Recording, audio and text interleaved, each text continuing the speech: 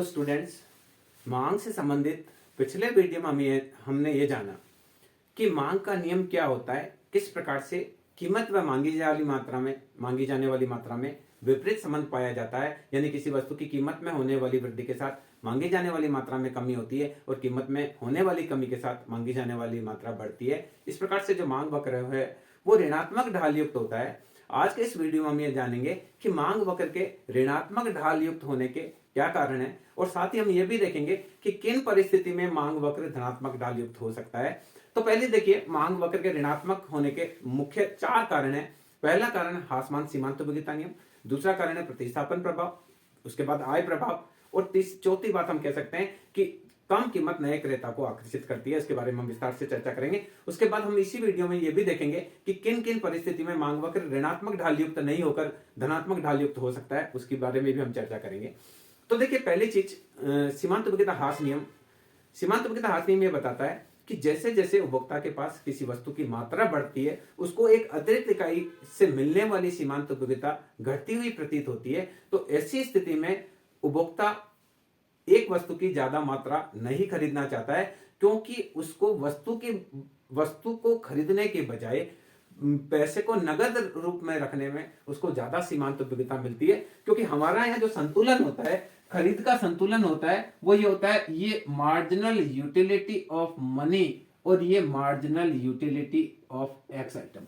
तो जब तक उसको लगता है कि मुझे एक्स वस्तु को खरीदने से ज्यादा संतुष्टि मिल रही है बजाय मुद्रा को नगद रूप में रखने से, तो वह वस्तु को क्रय करता है और यहां तक वो क्रय करता रहता है जहां तक दोनों वस्तुओं की सीमांत उपयोगिताएं, यानी वस्तु की सीमांत उपयोगिता और मुद्रा की सीमांत उपयोगिता बराबर नहीं हो जाती है।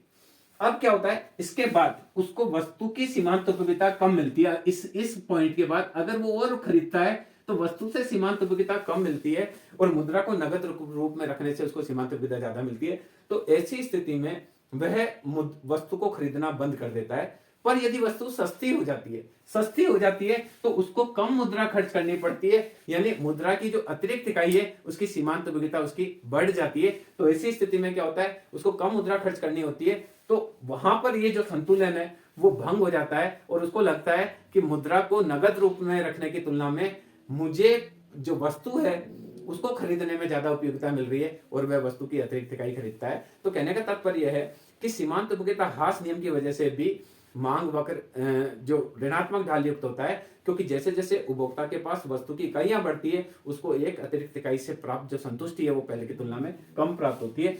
दूसरी बात देखिए, प्रतिस्थापन प्रभाव की वजह से भी ऐसा होता है। जैसे क्या होता है, मान लीजिए वस्तुएं प्रतिस्थापन वस्तु होती है जो एक के स्थान पर दूसरी काम आती है। जैसे हम चाय के स्थान पर कॉफी लेते हैं या हम समोसे के स्थान पर कचौरी खाते हैं, रोटी के स्थान पर चावल खाते हैं, ये सारे प्रतिस्थापन वस्तुएं हैं। तो क्या होता है कि अगर किसी समय में मान लीजिए हम 2 वस्तुएं लेते हैं, एक वस्तु लेते हैं हम समोसा और दूसरा लेते हैं कचौरी, ये दोनों सब्स्टिट्यूट वस्तुएं हैं। तो सब्स्टिट्यूट वस्तुओं में क्या होता है कि यदि किसी समय में कचौरी की कीमत बढ़ जाती है तो उपभोक्ता कचौरी के स्थान पर क्या लेने लग जाता है, समोसा लेने लग जाता है। तो कचौरी की मांग घट जाती है। किसी समय कचौरी सस्ती हो जाती है तो उपभोक्ता जो समोसा पर पैसा खर्च कर रहा था वो भी कचौरी पर खर्च करने लगता है, तो कचौरी की मांग बढ़ जाती है। तो यही कारण है कि जब वस्तु कचौरी सस्ती होती है तो मांग बढ़ जाती है, महंगी होती है तो कचौरी नहीं लेकर उपभोक्ता समोसा खरीदने लग जाता है, तो कचौरी की मांग घट जाती है। यानी यहां मांग का नियम बिल्कुल अप्लाई होता है कि कचौरी अगर महंगी हो जाती है तो उसकी मांग कम हो जाती है और सस्ती हो जाती है तो मांग बढ़ जाती है। ऐसे ही जब कॉफी महंगी हो जाती है तो उपभोक्ता कॉफी के स्थान पर चाय पीने लग जाता है, इसलिए कॉफी महंगी होने पर कॉफी की मांग घट जाती है। और अगर कॉफी सस्ती हो जाती है तो उपभोक्ता चाय में जो पैसा खर्च कर रहा था उसको छोड़कर, मान लीजिए 10 रुपए की चाय और 10 रुपए की कॉफी है, तो उपभोक्ता 10 रुपए में कॉफी पीना पसंद करेगा बजाय चाय के। तो ऐसी स्थिति में जब कॉफी सस्ती होती है तो चाय की मांग घट जाती है, क्योंकि उपभोक्ता जो सस्ती वस्तु है कॉफी उसको ज्यादा पीना पसंद करता है बजाय चाय के। तो कहने का तात्पर्य सब्स्टिट्यूशन इफेक्ट की वजह से भी कोई वस्तु की कीमत कम होने पर उसकी मांगी जाने वाली मात्रा बढ़ जाती है। इसके अलावा देखिए, आय प्रभाव की वजह से भी किसी वस्तु की मांग बढ़ जाती है। अगर कोई वस्तु है वो सस्ती हो जाती है तो ऐसी स्थिति में हम ये मान के चलते हैं कि उपभोक्ता की आय बढ़ जाती है। सपोज कीजिए समोसा जो है 100 रुपए का है, समोसा 20 रुपए का है और उपभोक्ता की आय 200 है, 200 उसकी आय है और उस 200 आय से 20 रुपए के वह 10 समोसे खरीद सकता है। अब यदि 10 रुपए समोसा अगर 10 रुपए का हो जाता है, तो 10 रुपए का हो जाता है तो उसकी इनकम तो वो की वही 200 है, पर अब पुराने समोसे की इकाई उसको 100 रुपए में ही बच जाती है, 100 रुपए में ही आ जाती है, तो उसके पास 100 रुपए एक्स्ट्रा बच जाते हैं। उस एक्स्ट्रा पैसों से वह 5 समोसे और ज्यादा खरीद सकता है, 5 दूसरी चीज भी और ज्यादा खरीद सकता है। तो सामान्य रूप से यदि किसी वस्तु की कीमत घटती है तो उपभोक्ता की वास्तविक आय बढ़ जाती है और वास्तविक आय बढ़ने से वह वस्तु की ज्यादा मात्रा खरीदता है। और किसी समय अगर वस्तु महंगी हो जाती है, मान लीजिए समोसा 50 रुपए का हो जाता है, तो अब वह समोसे की कम इकाइयां खरीद पाएगा। 200 रुपए से पहले वह 10 इकाइयां खरीद पाता था, अब वो 4 इकाइयां ही खरीद पाएगा। तो ऐसी स्थिति में वो क्या करेगा, उपभोक्ता उस महंगी वस्तु के स्थान पर दूसरी वस्तु खरीदने लग जाएगा, क्योंकि उसकी आय सिकुड़ जाती है, वास्तविक आय उसकी घट जाती है। इस प्रकार से जो आय प्रभाव है वो भी मांग वक्र के ऋणात्मक होने में एक योगदान देते हैं। इसके अलावा एक और चीज देखिए, जब कोई वस्तु सस्ती होती है तो नए क्रेताओं को आकर्षित करती है और महंगी होती है तो क्रेता छोड़ छोड़ कर चले जाते हैं। एग्जाम्पल देखिए, मान लीजिए एप्पल है, एप्पल जब 200 रुपए है, जब 100 रुपए है और जब 50 रुपए है, आप देखेंगे ये ए उपभोक्ता है जो रिच है, बी उपभोक्ता मिडिल क्लास है और सी उपभोक्ता पुअर क्लास है। तो देखिए जब एप्पल 200 रुपए है, 200 रुपए पे ये 2 किलो लेता है, मिडिल क्लास नहीं लेता है, पुअर क्लास नहीं लेता है। जब 100 रुपए होती है तो ये 5 किलो लेता है, ये भी 3 किलो लेने लग जाता है, ये भी नहीं लेता है। तो देखिए किसी वस्तु की कीमत कम हुई तो पुराने क्रेता ने तो वस्तु ज्यादा ली, नए क्रेता और खरीदना चालू कर देते। जब 50 रुपए किलो एप्पल हो जाती है, 10 किलो लेता है, ये 8 किलो लेता है, ये भी 5 किलो लेने लग जाता है। जब एप्पल 100 से 50 हो जाती है तो न केवल मिडिल क्लास वरन पुअर क्लास भी उसको लेना प्रारंभ कर देता है। तो कहने का तात्पर्य कि किसी वस्तु की कीमत घटती है तो नए क्रेता आ जाते हैं और कीमत बढ़ती है, मान लीजिए 50 से 100 ही, 100 ही तो लोअर क्लास ने, पुअर क्लास ने लेना बंद कर दिया। 100 से जब 200 होती है तो मिडिल क्लास वाले भी एप्पल खरीदना बंद कर देते हैं, केवल रिचर क्लास वाले ही लेते हैं। तो क्या होता है कि किसी वस्तु की कीमत घटती है तो नए क्रेता आकर्षित होते हैं और कीमत बढ़ती है तो क्रेता छोड़कर चले जाते हैं। तो इस प्रकार से ये 3-4 कारण है जिसकी वजह से मांग वक्र ऋणात्मक होता है। एप्पल जब 200 थी तो 2 किलो ही बिक रही थी, पर 50 हुई तो खूब सारे ले रहे हैं, क्योंकि मिडिल क्लास भी ले रहा है और लोअर क्लास भी ले रहा है।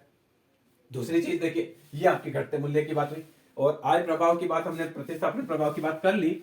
अब देखिए किन परिस्थितियों में मांग वक्र धनात्मक ढाल युक्त होता है। कुछ स्थितियां ऐसी आती है कि मांग वक्र वैसे तो ऋणात्मक ढाल युक्त होता है, पर कुछ ऐसी स्थितियां होती है जब मांग वक्र धनात्मक भी होता है, उसको बोलते हैं मांग वक्र के अपवाद की बात हम कर सकते हैं। जैसे देखिए भविष्य में मूल्य में उतार चढ़ाव की आशंका। अगर कोई वस्तु की कीमत बढ़ रही है तो मांगी जाने वाली मात्रा घटनी चाहिए। मांग का नियम ये कहता है कि अन्य बातें समान रहने पर किसी वस्तु की कीमत में होने वाली वृद्धि के साथ मांगी जाने वाली मात्रा घटती है। पर मान लीजिए जैसे गेहूं है, गेहूं आज 2000 रुपए का है और बाजार में डिमांड थी उसकी 50 बोरी, अगले दिन 2500 का हो गया, तो लोगों को लगा कि ये तो और महंगा नहीं हो जाए, तो उस दिन 100 बोरी बिका और अगले दिन वास्तव में वो 3000 रुपए हो गया, तो वहां 500 बोरी बिका, क्योंकि लोगों को क्या लग रहा है भविष्य में और महंगा होने की संभावना है। तो भविष्य में और महंगा होने की संभावना में बढ़ती हुई कीमत पर भी लोग उस वस्तु की ज्यादा मात्रा खरीदते हैं।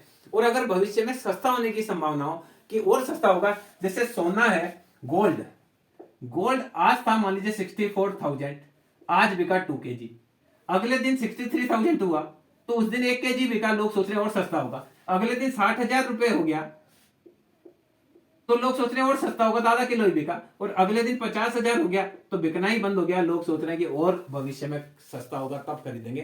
तो कोई वस्तु की भविष्य में मूल्य में उतार चढ़ाव की संभावना होती है तो मांग का नियम नहीं लगता है, क्योंकि मांग का नियम तो क्या कहता था, कीमत बढ़ेगी तो मांग घटेगी। पर यहाँ उल्टा हो रहा है, कीमत बढ़ रही है P1 से P1 पे Q1, कीमत P1 से P2 हुई तो मांग भी 50 से हो गई 100।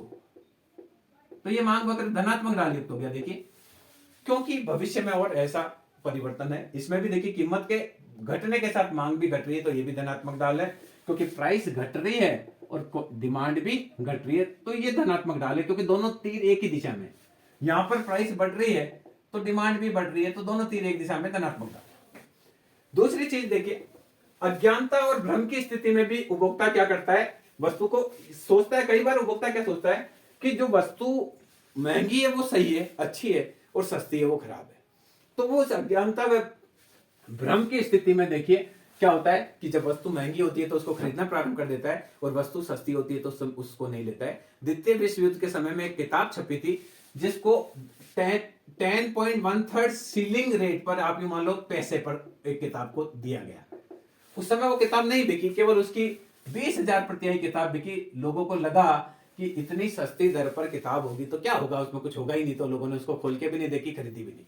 द्वितीय विश्व युद्ध समाप्त होने के बाद वो किताब उस समय 5 रुपए की रखी, जो कि बहुत भारी रेट हुआ करती थी, और उसकी 3 लाख प्रतियां बिकी, क्योंकि लोगों ने देखा 5 रुपए की किताब, बहुत महंगी किताब है, खोल के देखा तो उनको पसंद आई।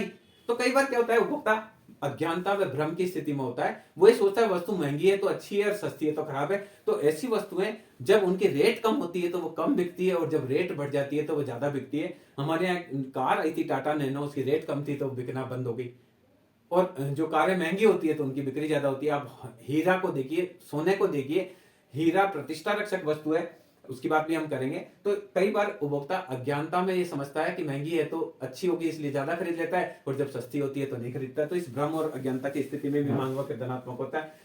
अगला देखिए, दुर्लभ व प्रतिष्ठा रक्षक वस्तुएं। कुछ वस्तुएं ऐसी होती है जो स्टेटस सिंबल होती है, तो उपभोक्ता क्या करता है, जब वो महंगी होती है तो उसको खरीदता है, और जब वो सस्ती होती है तो सोचते हैं अब तो जन सामान्य भी इसका प्रयोग करेगा, तो उसको खरीदना बंद कर देता है।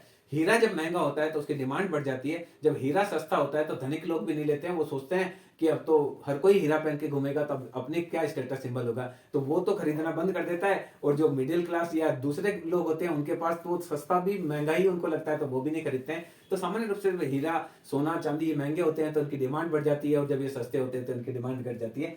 इसी प्रकार से जो वस्तुएं दुर्लभ होती है, दुर्लभ वस्तुओं में कीमत बढ़ने पर भी उसकी मांग बढ़ती है, तो वहां मांग का नियम नहीं लगता है। इसके अलावा देखिए, जो अनिवार्य वस्तुएं हैं जीवन के लिए बहुत अनिवार्य है, रोटी, कपड़ा और मकान हम बोल सकते हैं अनिवार्य वस्तु है।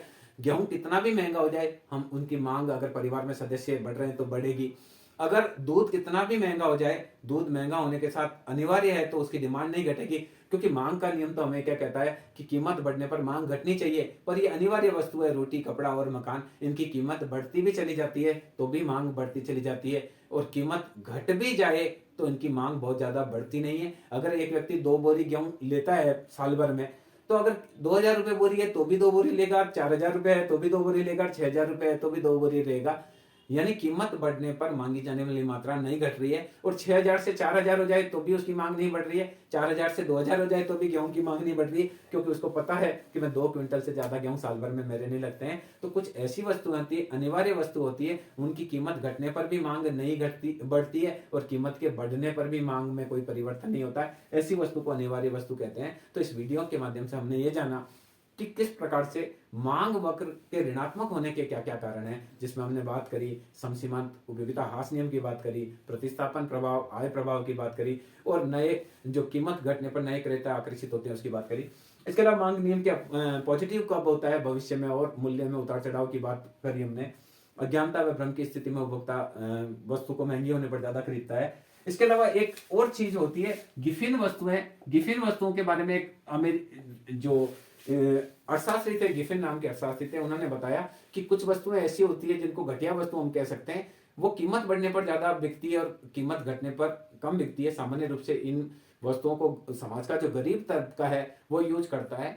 गिफिन नाम के इकोनॉमिस्ट ने ये फील किया कि इंग्लैंड में ब्रेड जब महंगी होती थी तो ज्यादा बिकती थी, ब्रेड सस्ती हो जाती थी तो कम बिकती थी। तो उन्होंने इसका रिसर्च किया, तो उन्होंने देखा कि जब ब्रेड महंगी हो जाती है तो रात को खाने के लिए, पेट भर के खाने के लिए मजबूरी में गरीब लोग ब्रेड ज्यादा खरीदते हैं, पर जब ब्रेड सस्ती हो जाती है तो ब्रेड की कम मात्रा खरीदते हैं, और जो पैसा बचता है उससे वो मीट खरीद लेते हैं। तब उन्होंने महसूस किया कि कुछ वस्तुएं ऐसी होती है जो मांग के नियम के विपरीत चलती है, यानी वस्तुएं महंगी होने पर ज्यादा बिकती है और सस्ती होने पर कम बिकती है। चूंकि ये खोज उनके द्वारा की गई, उनके नाम पर ही इस प्रकार की जो घटिया वस्तुएं हैं उनको गिफिन वस्तुओं की संज्ञा दी गई। तो इस वीडियो के माध्यम से हमने ये जाना कि मांग नियम के एक्सेप्शंस क्या है, अपवाद क्या है, और मांग का नियम क्यों लागू होता है। मैं समझता हूँ इस वीडियो के माध्यम से आप इन चीजों को समझ पाए होंगे। धन्यवाद।